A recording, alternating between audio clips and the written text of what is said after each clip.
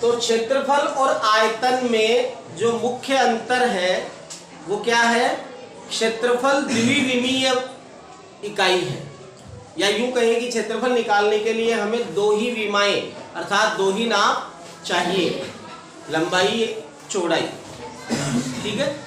लेकिन जैसे ही हम तीसरी नाप को काम में ले लेंगे, ऊंचाई को, तब जो निकलेगा उसे हमने क्या नाम दे दिया है? आयतन। तो आयतन 3 डायमेंशनल हो गया और क्षेत्रफल 2 डायमेंशनल। अंतर समझ में आ गया?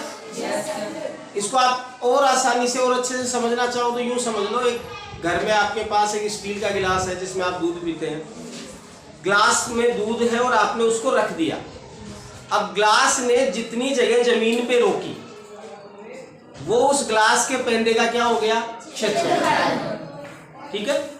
लेकिन ग्लास ने जितनी ओवरऑल जगह रोक रखी है उसका पता हम कैसे लगाएं? सीधी सी बात है, जितना उसके अंदर दूध है वही ग्लास की जगह है। तो अगर हमें उसका नाप निकालना है तो हम क्या कहेंगे? ये हमने क्या निकाला है? आयतन। या यूं कहते हैं कि जितना ग्लास का आयतन है उतना ही उसमें क्या आएगा? दूध। तो आयतन का सामान्य भाषा में यूं समझ लो, आयतन तब निकालते हैं जब किसी चीज के अंदर कोई चीज डालनी हो या किसी चीज को पिघला के कुछ और बनाना हो, ऐसी स्थिति में हम क्या निकालते हैं? आयतन। लेकिन जब हमें ऐसा पूछा जाता है कि ये एक समतल सतह है, इसके इतने बड़े एरिए पे कागज चिपकाना है, कलर करवाना है, ऐसे जब सवाल होते हैं तब हम क्या कहते हैं? क्या निकालना है? क्षेत्रफल। इसमें जो सबसे बड़ी समस्या हमारे सामने आती है सूत्र याद करना, क्योंकि सूत्र बहुत सारे हैं और कई सूत्र तो बड़े लंबे लंबे भी हैं। कंफ्यूज हो जाते हैं हम जब ये सवाल सामने आता है कि यार इसमें सूत्र कौन सा लगेगा। तो सूत्र याद नहीं करने हैं, सूत्र बनाने हैं। ये समझना है कि बने कैसे। जैसे छोटी क्लासों में आपने पढ़ा था कि एक वर्ग का क्षेत्रफल होता है, ये क्या है? वर्ग। वर्ग का क्षेत्रफल होता है भुजा गुणा भुजा, या दूसरे शब्दों में आपने इसको पढ़ा होगा भुजा स्क्वायर, ये पढ़ा होगा। आयत के लिए आपने पढ़ा होगा लंबाई गुणा चौड़ाई, यही पढ़ा है ना क्षेत्रफल का सूत्र? लंबाई गुणा चौड़ाई। दिखने में हमें दोनों सूत्र अलग अलग दिख रहे हैं, लेकिन वास्तव में दोनों एक ही है। वास्तव में दोनों एक ही है। ये भी लंबाई गुणा चौड़ाई है और ये भी लंबाई गुणा चौड़ाई है। फिर अंतर कहाँ है? कहीं नहीं है। इसकी लंबाई और चौड़ाई बराबर है, इसलिए हमने दो शब्द काम में नहीं लिए कि लंबाई अलग बोले और चौड़ाई अलग बोले। जितनी लंबाई है उतनी ही क्या है? चौड़ाई। और ये वास्तव में इसकी क्या है? भुजाएं हैं। तो हमने लिख दिया लंबाई की जगह भी भुजा और चौड़ाई की जगह भी भुजा। तो भुजा गुणा भुजा, यही काम हम यहाँ कर रहे हैं। ये भुजा गुणा ये भुजा, चौड़ाई और लंबाई। तो दोनों सूत्र सेम है। लिखने का अंतर क्यों आ गया? क्योंकि आयत में लंबाई चौड़ाई अलग अलग थी और वर्ग में लंबाई चौड़ाई एक ही है, इसलिए भुजा गुणा भुजा। तो अब अगर आपको आयत का सूत्र याद है तो वर्ग का सूत्र याद करने की जरूरत पड़ेगी क्या? नहीं पड़ेगी। इसके आगे और चलते हैं। एक कागज दो मेरे को, कटा हुआ सिंपल कागज।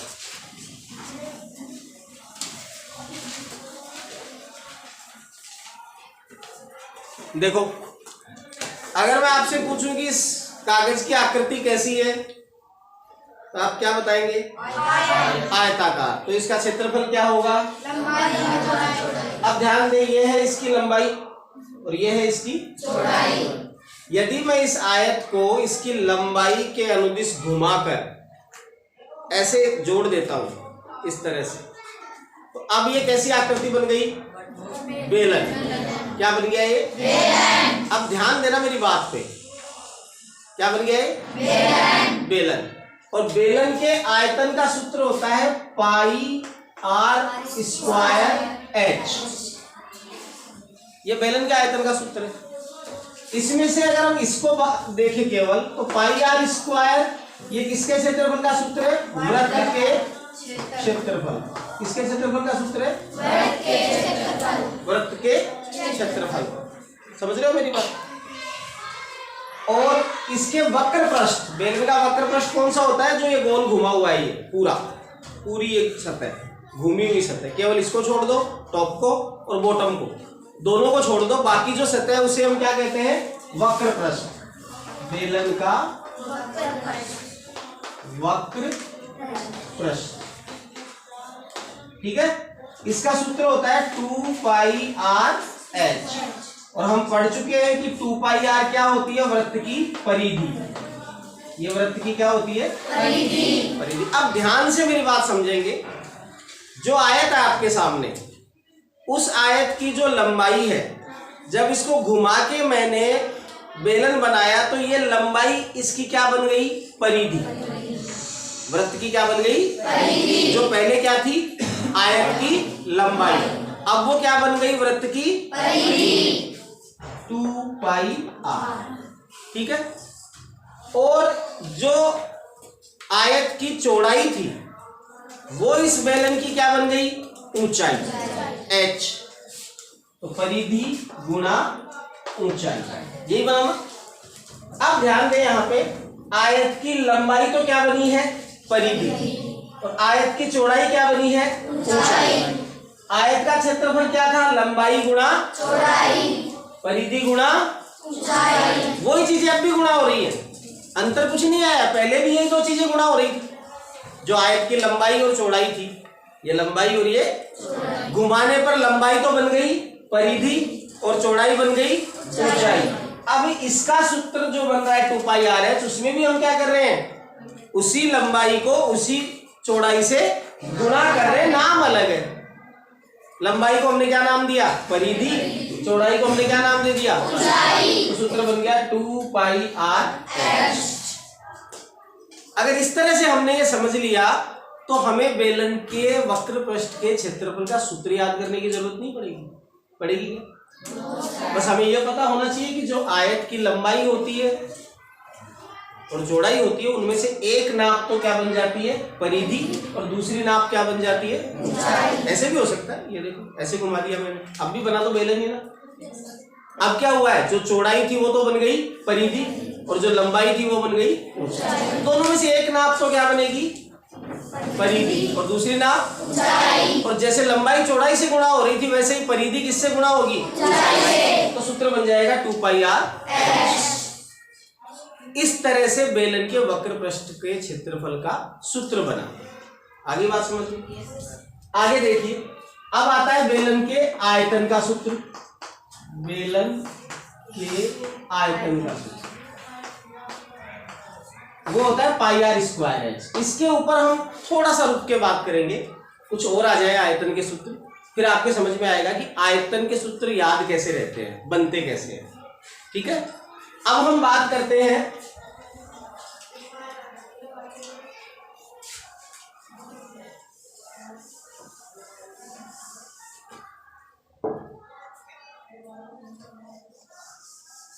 घन और घनाभ की। घन और घनाभ, ध्यान दें, छोटी क्लासों में मैं आपको बता चुका हूं दोनों में समानताएं क्या हैं और असमानताएं क्या हैं। एक बार याद करने के लिए फिर से बोल लेते हैं।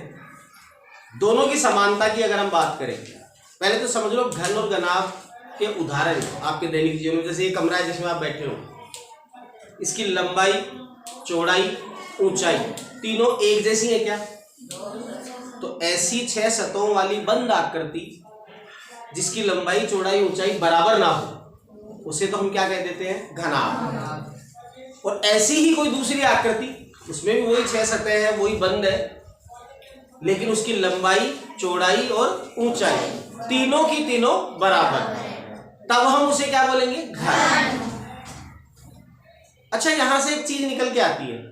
मान लीजिए कि इसकी लंबाई, चौड़ाई, ऊंचाई बराबर है, ऐसे मान लो थोड़ी देर के लिए कमरे की, तो इस दीवार की जो लंबाई है वही लंबाई फर्श की है, वही लंबाई इस दीवार की है, और वही लंबाई इस छत की है। समझ गए? हाँ, वही लंबाई इसकी है, वही लंबाई, चौड़ाई भी सबकी सेम है। तो अगर एक सतह का क्षेत्रफल हम निकाल लें तो बाकी की 6 सतह का निकालने की आवश्यकता है क्या? उसी को 6 से गुणा कर देंगे। 6 सतह होगी। अब लंबाई और चौड़ाई बराबर है, मतलब कैसी है? वर्ग जैसी। अगर किसी दीवार की लंबाई चौड़ाई बराबर है तो वो कैसी है? और वर्ग का सूत्र क्या होता है? भुजा गुणा या फिर भुजा स्क्वायर, या फिर तो एक दीवार का क्षेत्रफल भुजा स्क्वायर, तो 6 दीवारों का क्षेत्रफल 6 गुणा भुजा स्क्वायर। ये बन गया घन के संपूर्ण पृष्ठ का क्षेत्रफल का सूत्र। कुछ अलग हुआ क्या इसमें? नहीं हुआ। तो हमने सीधा सीधा क्या किया है? सबसे पहले हमने ये समझा कि घन की 6 भुजाएं वर्गाकार होती है, क्योंकि लंबाई और चौड़ाई बराबर है, ऊंचाई भी बराबर है, तो सारी की सारी 6 दीवारें बराबर है, वर्गाकार है। एक वर्ग का क्षेत्रफल निकाला, भुजा गुणा भुजा, भुजा स्क्वायर। 6 वर्गों का निकालना है तो गुणा 6। तो घन के क्षेत्रफल का सूत्र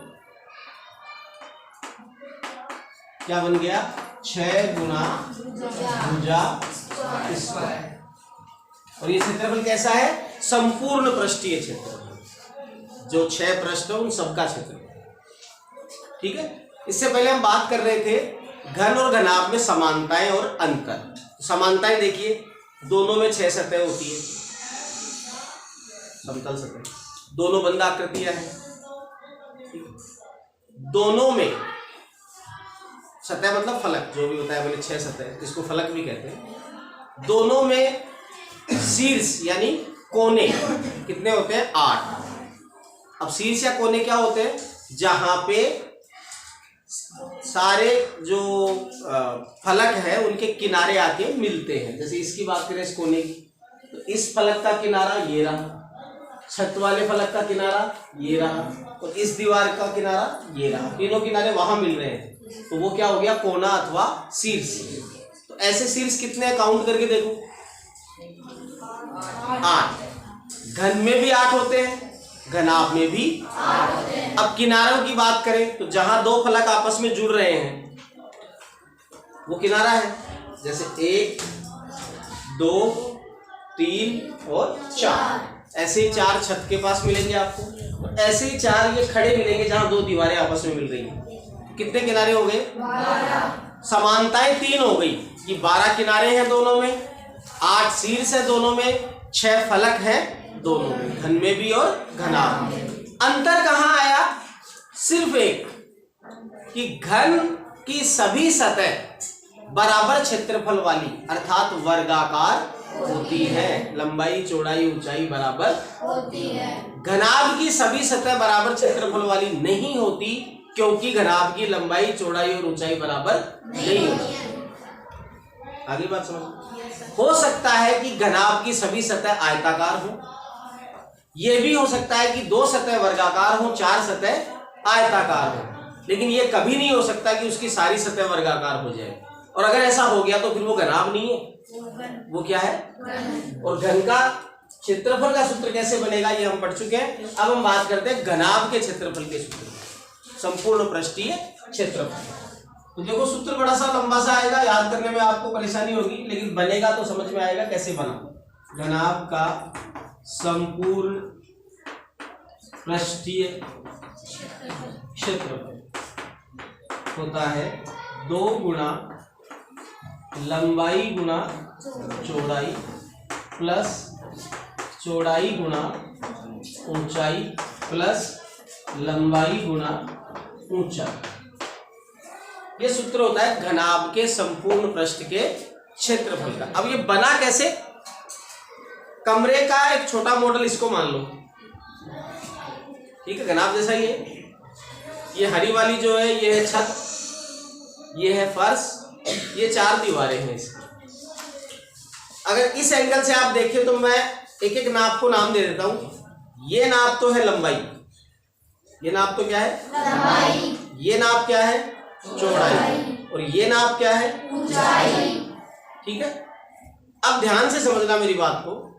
अगर हम इसकी बात कर रहे हैं, इस दीवार के लिए, ये जो दीवार है इसके लिए देखो लंबाई लंबाई है, जो कमरे की लंबाई है वही इस दीवार की लंबाई है, लेकिन जो कमरे की ऊंचाई है वो इस दीवार के लिए क्या है? चौड़ाई।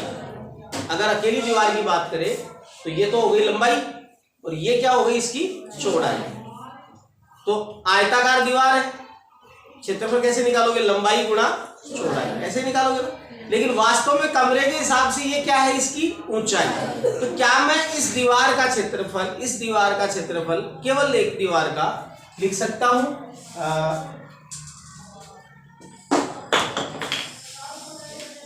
केवल इस दीवार का क्षेत्रफल क्या मैं ऐसे लिख सकता हूं, लंबाई गुणा ऊंचाई। इस दीवार का क्षेत्रफल लंबाई गुणा ऊंचाई लिख सकता हूं ना। वैसे तो देखा जाए तो आयताकार है तो लंबाई गुणा चौड़ाई हो गया, लेकिन इसकी चौड़ाई क्या है, इस कमरे की ऊंचाई, तो लंबाई गुणा ऊंचाई लिख सकते हैं।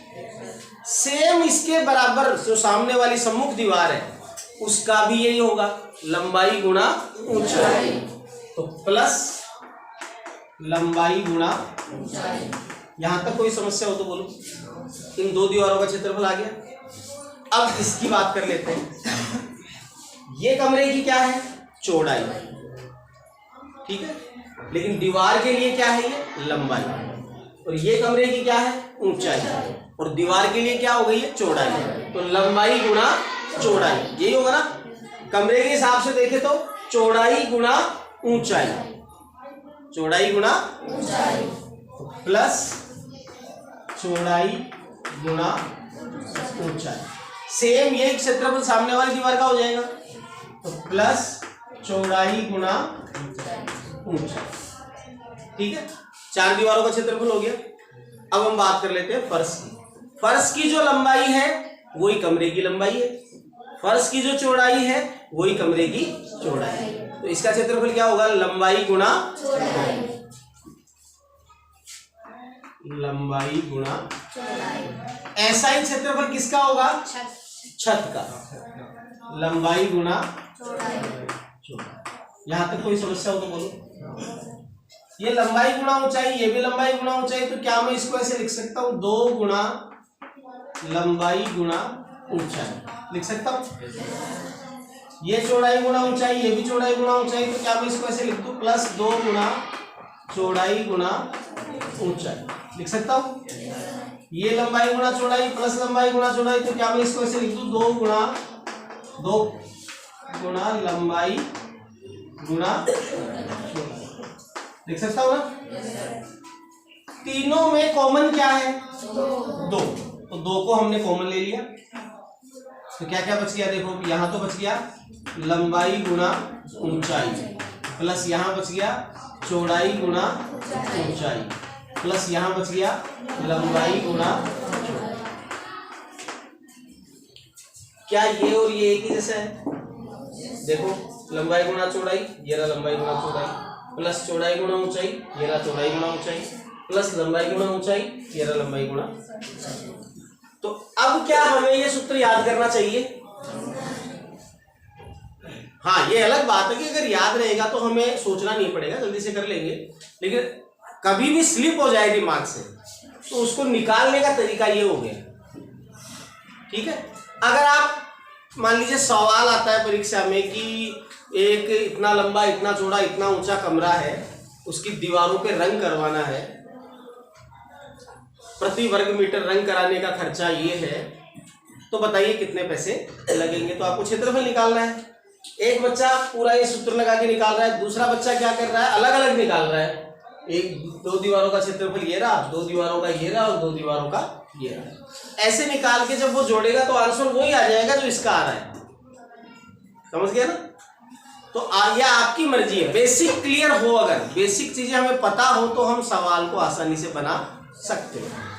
अब हम बात करते हैं आयतन की। तो